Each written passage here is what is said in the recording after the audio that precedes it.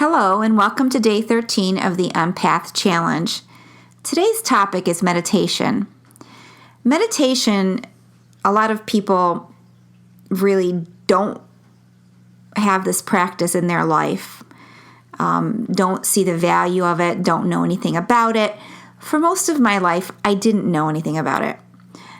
I think, though, I know that it's a really valuable skill. And basically what it does is it stills your mind enough that you can do lots of things to it. There's lots of ways that people use meditation. Some intend, it's all in the intention, I should say, of what you are looking to get from it. But for all intents and purposes in my teachings to you today,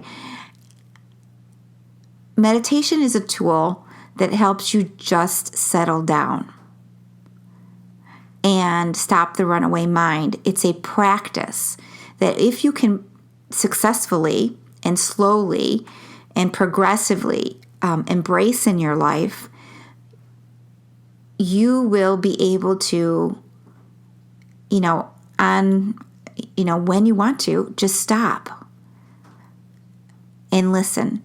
It's a very important practice because this goes back to the reason that I believe being an empath is one idea, but going further down the path of what this is, it turns into something spiritual because you're really looking to connect more to your own knowing, to your higher self. Some of us say guides. There are guides, but it's very difficult to connect and to clear and to visualize and to feel connected inside when you have a runaway mind. That runaway mind keeps you up all night. The runaway mind doesn't stop ever worrying about what's going on in the world and outside. It's an incessant amount of thoughts and ideas and busyness in our mind. Now, there's another tool coming down the pike that I'm going to talk about with you, but today I would like to see you incorporate meditation, some sort of practice into your day. Ideally in the morning and at night. Ideally 10 minutes minimum, 20, 30, 40. You'd be amazed how quickly the time flies when you actually put your intention to meditate, because you may absolutely love it. All right. Just to give you an idea that if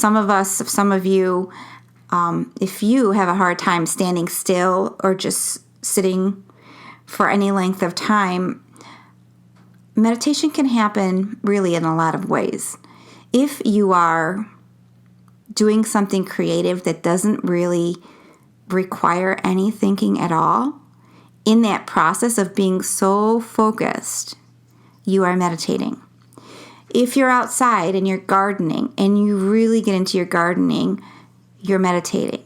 If you are walking and you're really absorbed into the lake or the ocean that's near you and you're able to quiet your mind, you're meditating.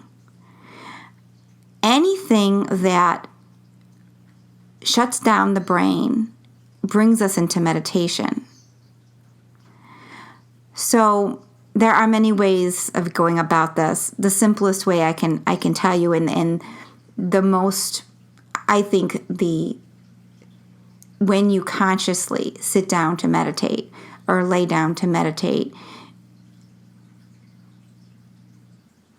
you can become the observer in that instance. So there are many ways of quieting down your mind. And then there is specific times when I'm quieting down my mind and I'm the observer. Now, I want you to avoid what most of us want to do, which is I'm going to meditate and I'm going to find and see and enjoy and get all these results and connect to whatever else is out there that's part of me and talk to my guides. We become very much expecting something to happen, disappointed if nothing happens.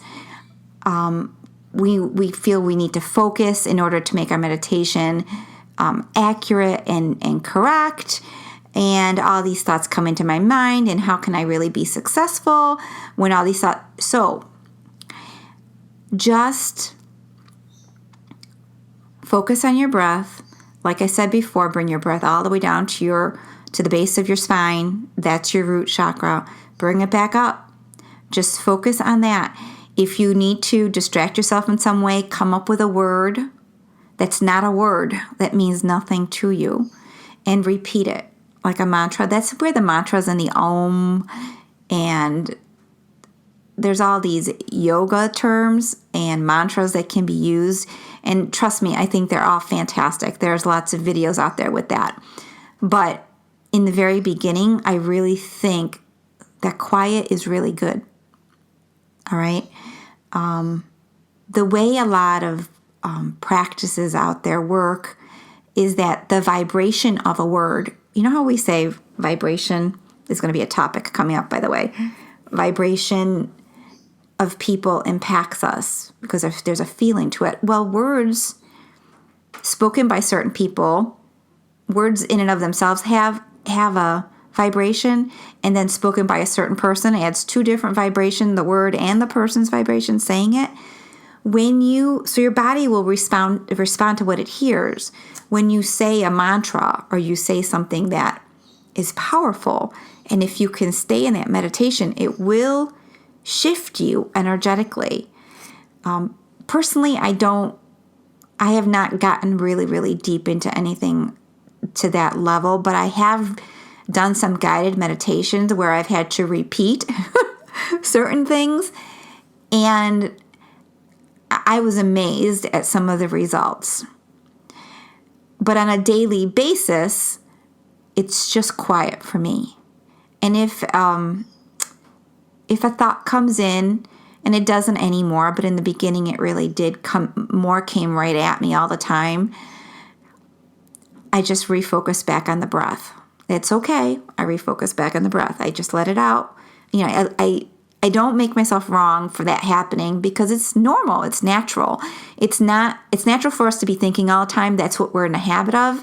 So if we're trying to change the habit, the last thing you want to do is make yourself wrong or get impatient or get upset because you're not doing it right. It's just to keep trying. So besides I said when you go to sleep, use sound to help shift you at night, and the water. And in the morning, clear the energy around you and that's in your aura with color. Ground yourself. This meditation practice just is important. And if you can't get your mind to be quiet, then do me a favor and write everything out on a piece of paper. Or, you have to learn a visualization, really, which it's really hard for me on a challenge to guide you through a visualization, but you're taking everything, you give yourself permission to think of all the things that are in your head, all right? And then you put all those things, yep, I know what that is, I see that. You put it all in a bundle, in a big chest, you put it somewhere, and then you just kind of watch it clear up and move away from you. Use whatever works in your mind. Some people will burn it. Other people will send it up to a divine source to transmute it. What you want to do is you just want to get it. I'm done with these thoughts. I'm disconnecting to those energies, to those thoughts, to those people. You have to disconnect to all of them.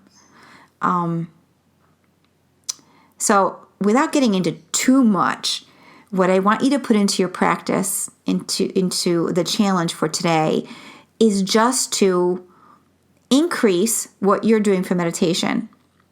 So if you're not used to it, put it into your day once, 10 minutes. If you're used to it, extend the amount of how long you're doing it for, or put it into your day twice a day. So that's it, you guys. I hope I didn't say too much, but it's very hard to condense this all into one little 7-minute thing because one thing leads into another. Anyways, have yourselves a great day, and I'll talk to you soon. Thank you.